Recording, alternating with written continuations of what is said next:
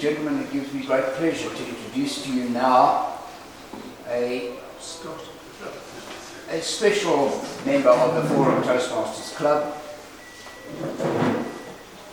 Every now and again we have a member that does extremely well, not only within the club but outside of the club environment.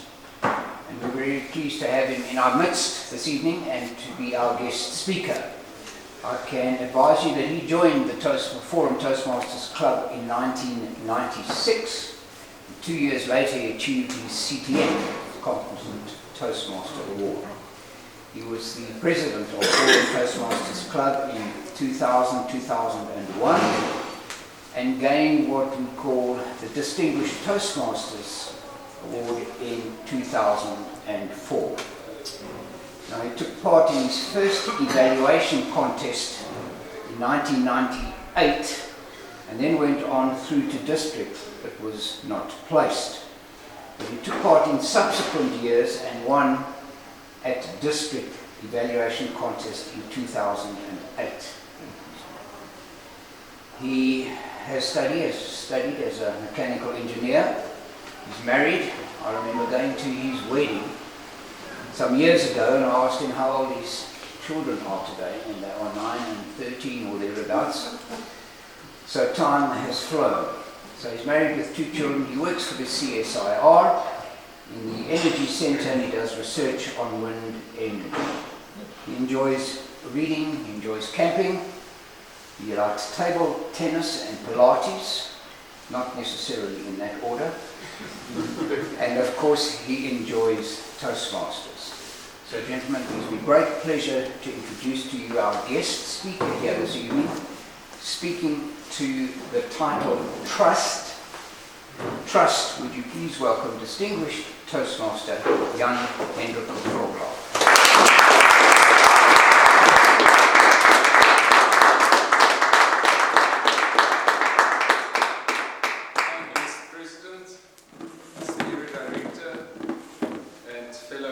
Toastmasters. Tonight I'm going to talk to you a bit about trust.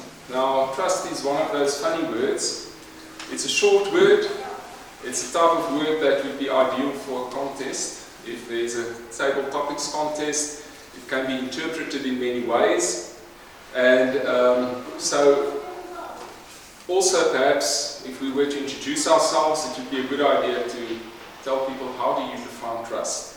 And I'm pretty sure, I think there's about 16 people here, there would be 16 different answers. So trust is one of those words that you use often, you probably would use it today, once or twice, but still, we have different understandings of the word. So tonight I want to give you a bit of an anatomy of trust, that word. Let's break it down, let's unpack it a bit, to try and understand what it means and to try and find some common understanding. So perhaps we can start with somebody who ventured to give a definition, and that's the person by the name of Charles Feldman. And he said, trust is choosing to make something important to you vulnerable to the actions of somebody else. Okay? So there's an element of vulnerability. And men have a problem with that. Women don't have a problem. Women have other problems.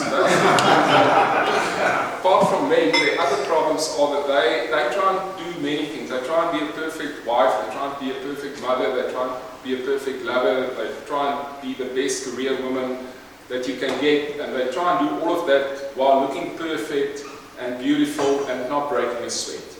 And if they don't do that, then they feel shame. So they've got all these things in their heads going around. But men are quite different. We only have one thing that causes shame. That one thing that causes shame for men is to show weakness. Okay? So weakness and vulnerability is something that we can perhaps confuse, and then that causes us problems. Because weakness and vulnerability are not the same thing. For example, as you would all know as Toastmasters, doing speeches. If you do a speech, you stand in front of a lot of people and you place in front of them the content of your speech, your visual appearance, your voice, and it's open to the actions of those people. So you are indeed vulnerable. But I think you will all agree, presenting a speech is not a sign of weakness. It takes a lot of courage. And that is the same with trust.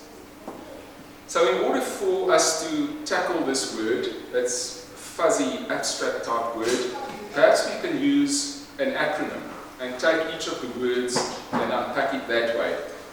And the word that we're going to use for that is the word braving. Now, braving is something we have all done tonight. We've braved the cold, we've braved stage 6 load shedding to be here. So let's look at that word braving. The B stands for boundaries. That's very important for trust. We must be clear about our own boundaries and the boundaries of others, and we must respect other people's boundaries. The reason why we need to know our own boundaries is because then we would know our own limitations. And if we know our own limitations in terms of times and skills, we won't bite off more than we can chew. Because if we do that, we'll end up not performing, and then we'll break the trust of the people that we need to lead. So this is also a word of advice to the new executive.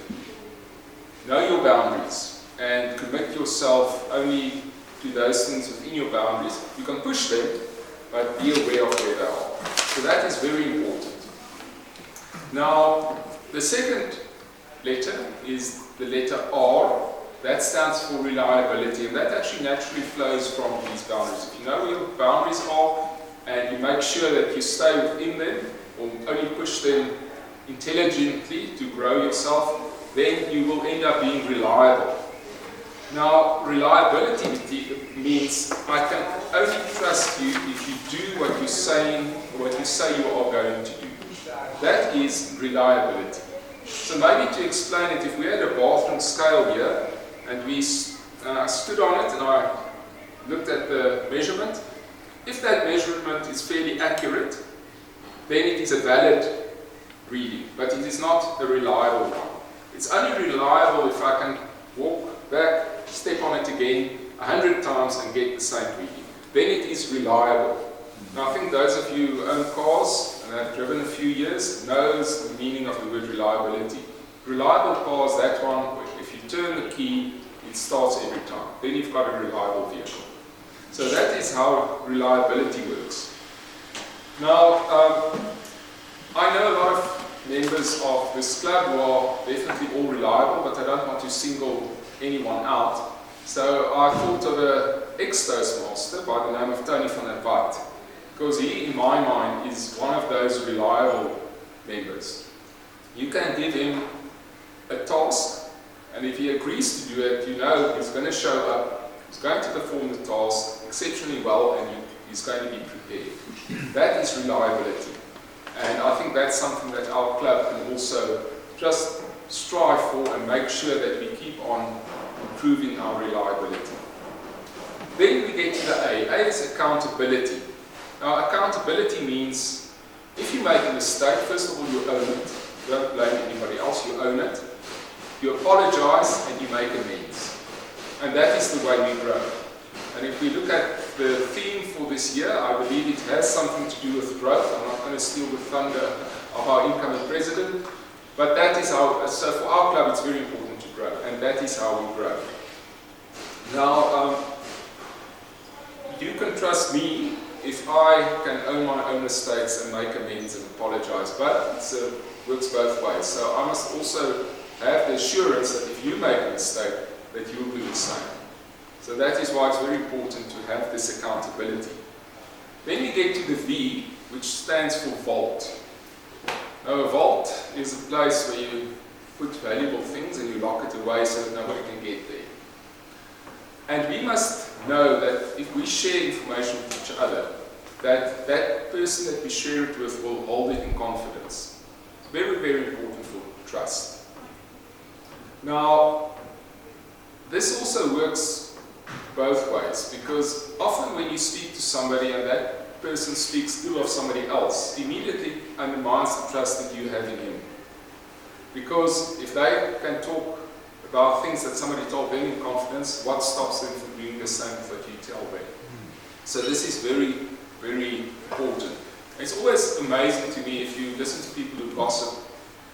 Maybe 3 friends and these 2 gossip about that one, and then one of these find out that the other 2 have gossiped about her or him, then they're so shocked, they can't believe, that person would do it. I mean, why not? If you're the type of person that gossips, you're going to gossip about everyone. And of course, some live by this rule, where they say, if you don't have anything nice to say about somebody, come sit next to me, I want to hear everything. Don't be one of those people. Right, so now we are at the I, the integrity part. And that is also very, very important for trust. And to do that, to have integrity, there are 3 things. First of all, you must choose courage above comfort. You must choose what's right. Okay, maybe what I'll do is I'll just try and find my cell phone, and then I'll have some light, which is over here. They've got a generator kicking now. Kicking now. Okay, it's been ticking now. Okay, great. Maybe I can continue while we wait. Okay, so we were talking about integrity, about choosing courage over comfort, about choosing what's right over what's fast, fun, and easy. And then the third thing is practicing your values, not just professing your values. So those 3 things, and I think those 3 things are valid for Toastmasters as well. Again, if you want to come to the lectern and present a speech, you definitely have to choose courage over comfort. It's much more comfortable sitting over there. And I was hoping tonight that I would be one of those people. Alan said he's doing nothing tonight, and I was a bit envious. So I must choose courage. And then related to that, what's fast, fun, and easy, rather than what's right. And I have a little message on my WhatsApp that really impressed me, so I put it there. And that says that everything that you want in life is just one step out of sight or comfort zone. So we must get outside of comfort zone, doing what's right, not what's fun and easy. And then of course not only professing your values, but living them as well. And as we induct new members, you always hear those things about attending meetings regularly, and I know I'm very guilty of not doing that, taking part in the program, inviting guests, all those things. Those are all the values of Toastmasters. And we all pledge that we will keep up, we will do that. But how much of that we actually do? Do we really practice those values, or do we just profess them? So that's important for integrity. Then we get to the N, which is for non-judgment. And that is also important, because if somebody comes to you for help, you must not view them as weak. You must actually help them, not judge them. But the other important thing that we often don't do, we're quite eager to help other people, but if we have to go for help to somebody, then we judge ourselves. We see ourselves as weak. We must not do that. We must realize it's also a two-way street. In order to trust, you must be willing to ask for help and help people when they come to you. And then the last one, I think this might be the most important one, at least for me. That stands for generosity. And I think this principle is actually very important for a successful marriage. And that basically comes down to that you must always assume the most generous interpretation of another person's words or intentions or behaviors. What we often do in a marriage or even with our family members, we always assume the worst. We always read hidden motivations that are negative into what the other person does. We must do the opposite. We must be generous. We must really be generous when we perceive somebody else's actions. Like, for example, tonight or today, when I was asked to be the guest speaker, this was at a fairly late hour. So I made the generous assumption that most probably there was a world-class, excellent speaker that was lined up to speak tonight. And for some reason that person couldn't be here. And the people organising thought, who can we get that will fill those shoes? And they immediately thought of me. This guy is so good. He must definitely ask. And then I felt better. Now, I haven't checked this out yet, but I'm trusting. Right, so also in terms of our club, the executive are going to make mistakes. We must be generous in our assumptions. We must give them the maximum amount of benefit of the doubt where those things happen. So in conclusion, we are now finished with grading. In conclusion, how does this help us? Well, I think this helps us because it gives us a way to unpack this complicated abstract idea, and it gives us the words to approach a person. If we feel trust is being undermined, we can go to the person and say, listen, you said that this is your value, this is what you profess, you did something else. Let's talk about it. Or about integrity, or about generosity. If somebody doesn't treat you very generously in terms of their assumptions about what you do, you have the words to talk to them about it and to improve the trust.